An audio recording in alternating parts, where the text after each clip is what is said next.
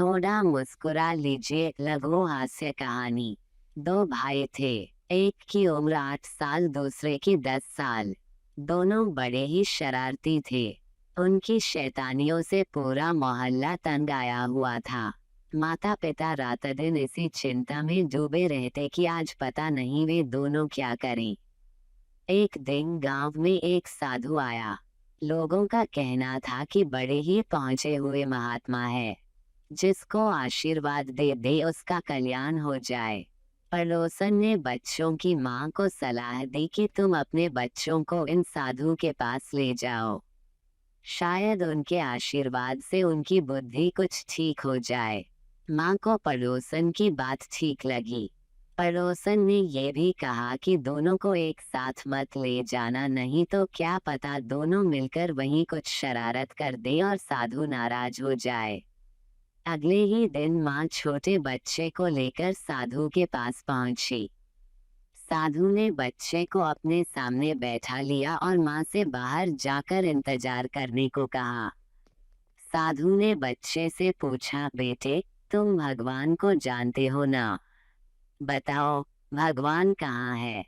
बच्चा कुछ नहीं बोला, बस मुंह बाए साधु की ओर देखता रहा। साधु ने फिर अपना प्रश्न दोहराया, पर बच्चा फिर भी कुछ नहीं बोला। अब साधु को कुछ चिढ़ सी आई। उसने थोड़ी नाराजगी प्रकट करते हुए कहा, मैं क्या पूछ रहा हूँ, तुम्हें सुनाई नहीं देता? जवाब दो, भगवान कहाँ है?